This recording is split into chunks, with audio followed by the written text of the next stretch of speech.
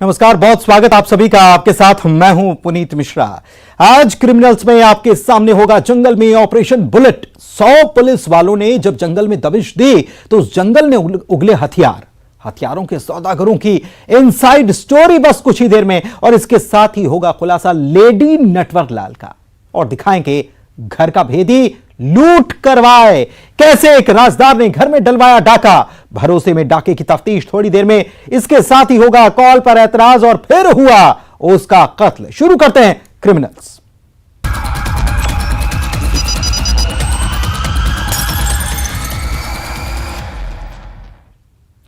क्या आपने कभी एक्शन थ्रिलर से भरी पुलिस की लाइव रेड देखी है?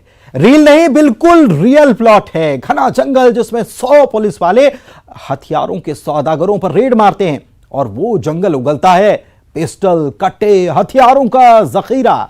आखिर किस गिरोह को सप्लाई होने वाले थे ये हथियार? आप भी देखिए ऑपरेशन चक्रव्यूह।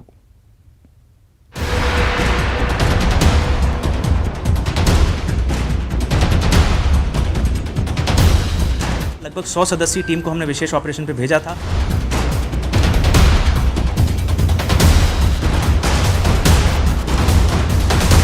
इसमें 13 नग पिस्टल, 28 नग कट्टे और 10 नग अर्धनिर्मित हथियार हैं जो पुलिस ने बरामद किए हैं, जिनकी कीमत लगभग बाजार में 11 लाख रुपए के करीब है।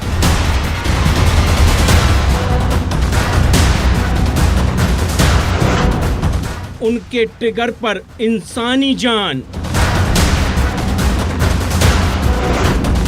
ऑर्डर पर तैयार मौत का सामान,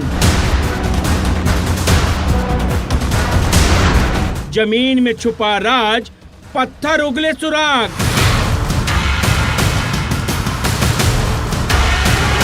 खौफ दहशत की ठाएं ठाएं।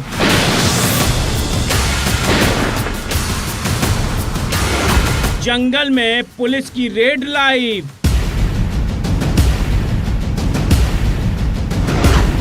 100 पुलिस वाले ऑपरेशन बुलेट।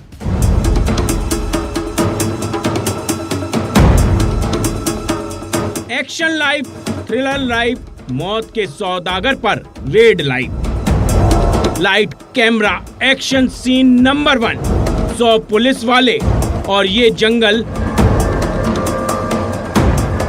सीन नंबर 2, पेड़ पर चढ़ते वर्दी वाले, कभी पत्थर से सुराग तलाशते, जमीन में असला के निशान ढूंढते। बॉलीवुड की कोई एक्शन फिल्म नहीं, बल्कि रियल लाइफ की वो दबिश है जिसमें 100 पुलिस वाले इस जंगल में पहुंचते हैं।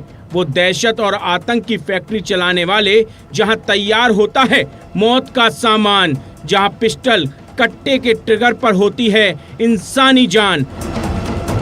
लेकिन इस बार ऑपरेशन बुलेट या कहें ऑपरेशन चक्रव्यूह में पुलिस के निशाने पर थे मौत का सामान बनाने वाले। देखिए, जैसा कि लगातार हम बड़वानी जिले में अवैध हथियारों के विरुद्ध कार्रवाइयाँ करते रहे हैं, और विगत कुछ समय से हम लोगों को सूचना मिल रही थी कि इनकी गतिविधियाँ बढ़ी हैं और इस पर एक बड़ी कार्रवाई की आवश्यकता है इन पर अंकुश लगाने के लिए। इसी क्रम में पुलिस महानिरीक्षक महोदय और उप महानिरीक्षक महोदय द्वारा हम लोगों को निर्देशित किया गया था कि प्रॉपर प्लानिंग के साथ और एक प्रॉपर ऑपरेशन के तौर पर इसको लिया जाए। इसी क्रम में हमने एडिशनल एसपी बड़वानी के नेतृत्व में 2 डीएसपी के साथ और लगभग 8 टीआई के साथ हमारी 100 सदस्यीय टीम इसमें भेजी थी। बड़वानी का अमरटी, जिसका नाम अवैध हथियारों की फैक्ट्री के लिए बदनाम है, अवैध हथियारों के निर्माण और खरीद फरोख्त के लिए शुमार है। दिल्ली, पंजाब, हरियाणा के कई मामले में बड़वानी जिले के अमरटी के रहने वालों के खिलाफ मामला दर्ज है। अमरटी के जंगल में 10 घंटे तक ऑपरेशन चला, जिसमें अवैध हथियारों का जखीरा पुलिस ने बरामद किया।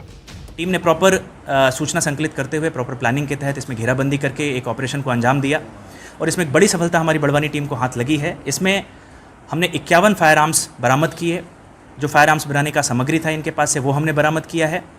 इसमें 13 नग पिस्टल, 28 नग कट्टे और 10 नग अर्धनिर्मित हथियार हैं जो पुलिस ने बरामद किए हैं, जिनकी कीमत लगभग बाजार में 11 लाख रुपए के करीब है। पुलिस की गिरफ्त में जो 3 आरोपी आए वो नौजवान हैं, जिनकी उम्र 23 से 26 साल के बीच है। आरोपी बलजीत पर कपूरथला और सेंधवा ग्रामीण थाने पर आर्म्स एक्ट का मामला दर्ज है। वहीं राजेंद्र सिंह के खिलाफ दिल्ली के स्पेशल सेल में 25 आर्म्स एक्ट में मामला दर्ज है। आरोपी नंबर 3 पर्वत सिंह पर महाराष्ट्र के शिरपुर में आर्म्स एक्ट का मामला दर्ज है। ये कार्रवाई अब तक बड़वानी पुलिस की सबसे बड़ी कार्रवाई अवैध हथियारों के विरुद्ध, जो कि हमारी टीम ने एक विशेष ऑपरेशन के तहत इसको अंजाम दिया है। इसमें हमने 3 सिकलीगर भी पकड़े हैं मौके से, जिनको हमारी पुलिस ने पीछा करके पकड़ा है, और इन सभी के पुराने आपराधिक रिकॉर्ड हैं, जैसा कि स्पष्ट है कि ये पहले से भी इन गतिविधियों में लिप्त रहे हैं। तो इनके विरुद्ध 2 अलग अलग प्रकरण, एक सिधवा ग्रामीण थाने में और एक वर्ला थाने में दर्ज किया गया है। वहीं सूत्रों की माने तो ऑर्डर पर भी दहशत फैलाने का ये सामान हथियारों के सौदागर तैयार करते थे, जिसकी कीमत 10 से 80 हजार के बीच होती है।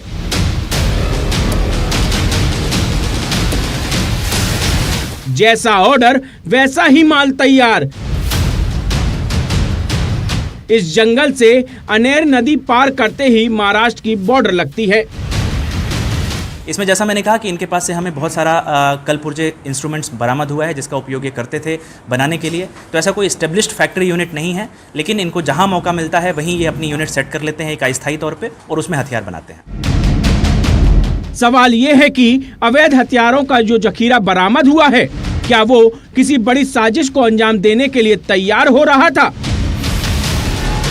क्या किसी बड़े गिरोह को ये माल सप्लाई होना था? अभी कई राज खुलना बाकी हैं। बड़वानी से पंकज शुक्ला के साथ bureau report, news 18 Madhya Pradesh Chhattisgarh. नौकरी लगाने के नाम पर ठगी, शॉपिंग कर लगाए वो चूना। यही नहीं, अफसरी का भी वो रौब झाड़े। ये खुलासे हुए पुलिस की तहकीकात में, जिसमें एक महिला पर लगा है 420 का इल्जाम। फर्जी दस्तावेज का खेल भी।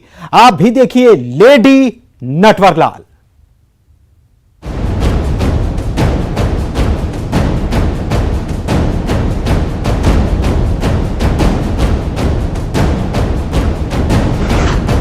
वो झाड़े अफसरी का रौब।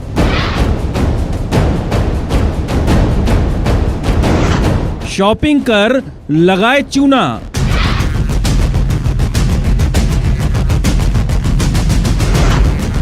एग्जाम में हुई फेल। शुरू किया ठगी का खेल।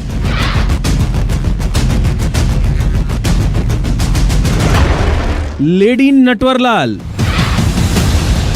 जिन हाथों में कलम थी, जिन आंखों में सपने होते थे, वो अधिकारी बनकर नाम कमाएगी, लोगों की परेशानियों को दूर भगाएगी। फ्रॉड करने वालों की लेगी खबर। इन्हीं सपनों के साथ वो पीएससी की तैयारी कर रही थी, लेकिन एग्जाम में वो फेल हो गई और उसके बाद मैडम जी बन गई lady Natwarlal. Indore crime branch को एक व्यापारी की शिकायत मिली। मैडम ने शॉपिंग की है, एसडीएम हूँ ये कहकर रौब झाड़ा और फिर खरीदारी कर निकल गई। पुलिस भी इस शिकायत से हैरान थी और जब तफ्तीश हुई तो खुलासा चौंकाने वाला निकला। फर्जी एसडीएम बनकर कैसे चूना लगाया जा रहा था, सुनिए आप भी पुलिस की जुबानी। मेरे को एक व्यक्ति के द्वारा शिकायत करी गई थी कि उसके द्वारा उसकी दुकान पर एक एसडीएम बोल के एक महिला के द्वारा शॉपिंग करी गई और फिर उसके बाद वो पैसे नहीं लौटा रहे हैं।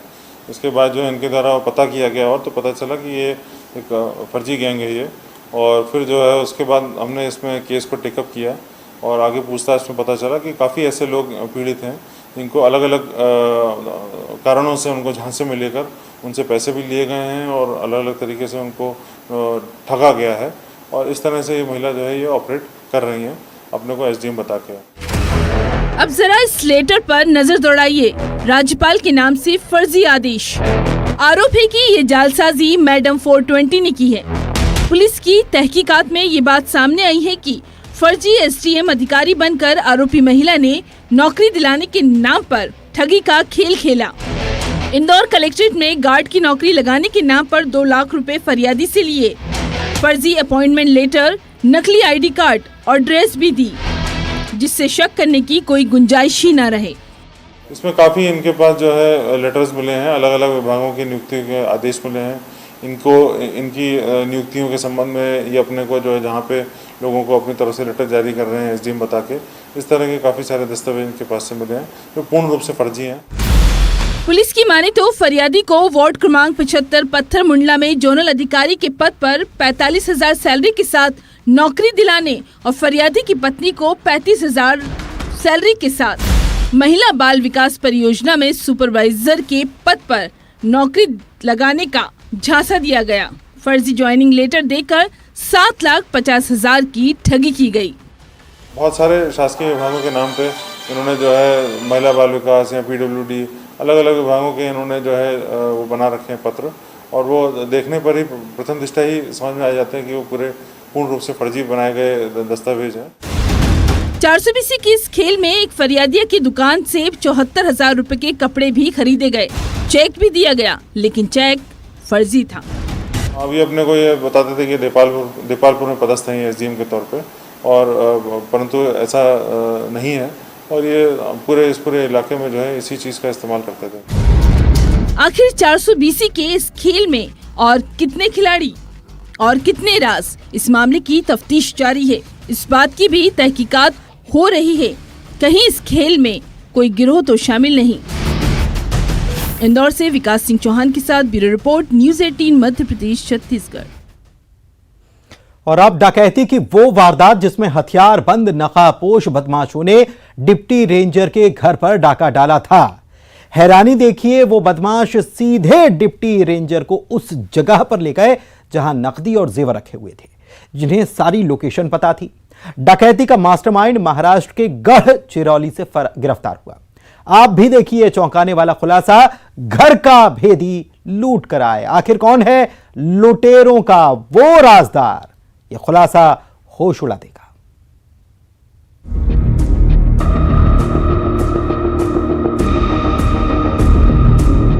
ये वो नकाबपोश है जो नकाबपोश बनकर ही एक डिप्टी रेंजर के घर पहुंचे थे डाका डालने। लेकिन वो कौन थे, ना तो इसका सुराग किसी के पास था। यहाँ तक कि इन लुटेरों की रिपोर्ट भी 6 दिन बाद लिखवाई गई। धारदार हथियारों के दम पर कांकेर के कापसी में डिप्टी रेंजर के घर हुई थी लाखों की डकैती। नकदी और जेवर पर इन लुटेरों ने हाथ साफ किया था। पखांजूर थाने में डरे सहमे डिप्टी रेंजर ने वारदात के 6 दिन बाद रिपोर्ट दर्ज कराई थी। इस डाके के लिए इन लुटेरों की तैयारी पूरी थी। 3 दिन तक रेकी की गई थी। दुर्ग से 3 लुटेरे बुलवाए गए थे। 6 सितंबर को कापसी परिक्षेत्र में रहने वाले डिप्टी रेंजर भरत सलाम जी द्वारा पखांजूर थाने आकर रिपोर्ट दर्ज कराई गई कि 1 और 2 सितंबर के दरमियानी रात को उनके यहाँ कुछ नकाबपोश लोग आकर के उनके घर में रखे पैसों और कुछ जेवरों को उनसे लूट करके लेकर गए हैं। क्योंकि मामले में जो इनिशियल इन्फॉर्मेशन आया था उसके हिसाब से 6 लोग शामिल थे, तो तत्काल पखांजूर पुलिस द्वारा FIR लेकर के डकैती की धारा लगाई गई थी। वारदात के बाद माल का बंटवारा किया गया था। पुलिस की 3 टीम 3 दिशाओं में काम कर रही थी। पहला था पुराने हिस्ट्री शीटर्स के रिकॉर्ड खंगाले जा रहे थे। साइबर टीम डकैती की तार की पड़ताल कर रही थी और फील्ड पर मुखबिरों का जाल बिछाकर डकैती के मास्टरमाइंड की तलाश की जा रही थी, जिसमें सबसे पहले मिला पुराने हिस्ट्री शीटर का क्लू। सूचना मिली कि उसी क्षेत्र में एक पुराना जो हिस्ट्री शीटर रहा है, पुराना जो सजायाब आरोपी रहा है, उसकी जो गतिविधियां वो संदिग्ध है पिछले 2-3 दिन से, और उसके इसी शक पर उसको उठाया गया और उठा करके उससे पूछताछ जब की गई तो उसने घटना को अंजाम देना स्वीकार किया। इस डकैती में मास्टरमाइंड समीर को पकड़ने के लिए पुलिस ने महाराष्ट्र के गढ़चिरौली में डेरा डाला और फिर मास्टरमाइंड पुलिस के हत्थे चढ़ा। लेकिन अभी तो कई राज का खुलना बाकी था। इस पूरे खेल का असल राजदार वो निकला जिसने लुटेरों को बताया था कहाँ माल रखा है। घर में मंदिर के पास अलमारी में, और सीधे लुटेरे उसी जगह डिप्टी रेंजर को ले गए। उसकी निशानदेही पे जो प्रमुख आरोपी है समीर इस पूरे मामले में, उसको महाराष्ट्र के गढ़चिरौली से पकड़ा गया। रात भर हमारी पखांजूर की टीम वहां जा करके कैंप करके उसको पकड़ करके लाई और फिर उसके बाद उसके निशानदेही पे जो अन्य इनके साथी थे उनको दुर्ग से उठाया गया। वो रास्ता निकला डिप्टी रेंजर का ड्राइवर, जिसने अपने साहब के घर का राज खोला था, रेकी की थी। 2 लोगों को 120B के तहत जो कंस्पिरेसी की धारा होती है, जिन लोगों ने इनको पहले इन्फॉर्मेशन दिया था और पूरे घटनास्थल की रेकी कराई थी, जिसमें से एक इनका जो भरत सलाम जो पीड़ित हैं, उनका जो ड्राइवर था, उसको भी हमने 120B के तहत गिरफ्तार किया है। और एक नारायण करके एक मछली व्यापारी है जो समीर का साथी है, जिसने रेकी कराने में और अन्य तरीके से सामान उपलब्ध कराने में इनकी मदद की थी, उनको भी गिरफ्तार किया है। इस तरह कुल 8 लोगों को इस पूरे प्रकरण में हम लोगों ने गिरफ्तार किया है। भरोसे पर डाके की वारदात का ये खुलासा होश उड़ाने वाला है। कांकेर से जीवानंद हल्दर के साथ bureau report, news 18 Madhya Pradesh Chhattisgarh. एक शहर में कत्ल की वो दिल दहला देने वाली वारदात हुई जिसमें बहन के सामने उसके भाई पर जानलेवा हमला हुआ। भाई को बचाने के लिए पहुंची बहन भी जख्मी हो गई, लेकिन भाई को बचा नहीं पाई। बहन को कॉल करने पर भाई ने जताया था ऐतराज और आरोपी को यही बात चुभ गई।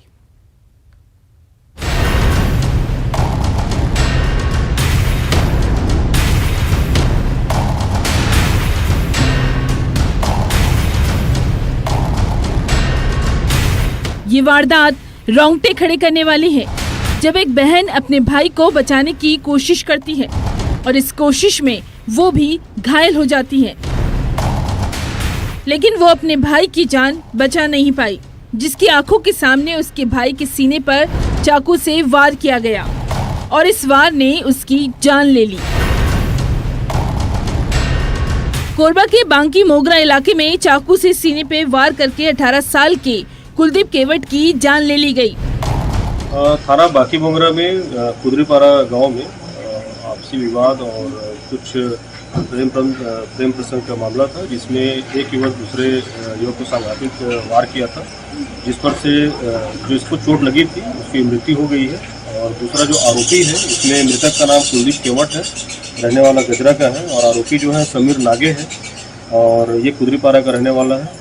अभी जो आरोपी है समीर नागे, उसको हिरासत में लिया गया है। बस वो मुझे कॉल करता है तो मेरी बहन से मत बात करके, बस वो बोला, इसीलिए। कब से जानते हो उस लड़के को? कौन समीर नागे? 5 साल हो गया है, मेरी फ्रेंड का भाई है। दरअसल पूरा वाक्य आपको बताते हैं। कुलदीप केवट जो लड़की का मुंह बोला भाई था, कुलदीप को आरोपी समीर नागे का उसकी बहन को कॉल करना पसंद नहीं था, उस पर वो ऐतराज जताता था और विवाद की वजह भी यही थी। उस वक्त कुलदीप की मुंहबोली बहन अपनी सहेली के घर गई थी। आरोपी समीर नागे उसकी सहेली का भाई है। लड़की के मुताबिक वो समीर को 5 साल से जानती है। बहन अपनी सहेली के घर गई और कुलदीप भी बहन के पीछे वहां चला गया और समीर नागे से उसका झगड़ा शुरू हुआ, हाथापाई होने लगी। विवाद में तीश में आकर समीर ने कुलदीप पर जानलेवा हमला किया, जिसे अस्पताल ले जाया गया, लेकिन उसने दम तोड़ दिया। थाना बांकी मोगरा में पंजीकृत किया जा रहा है। एक चश्मदीद जो लड़की थी, उसको भी उस घटनाक्रम के समय छुड़ाते वक्त उसको चोट लगी है, जिसके आधार पर इसमें FIR किया जा रहा है, बाकी कार्रवाई की जा रही है। पुलिस की माने तो ये प्रेम प्रसंग का मामला था। कुलदीप का पहले भी समीर से विवाद हो चुका है और वारदात वाले दिन इस विवाद ने खूनी शक्ल अख्तियार कर ली। आरोपी समीर नागे को पुलिस ने गिरफ्तार कर लिया है। इस वारदात से इलाके में सभी सख्ते में हैं। बहन से बात करने पर ऐतराज जताना एक भाई की जान लेकर चला गया। कोरबा से अब्दुल असलम के साथ bureau report, news 18 Madhya Pradesh Chhattisgarh.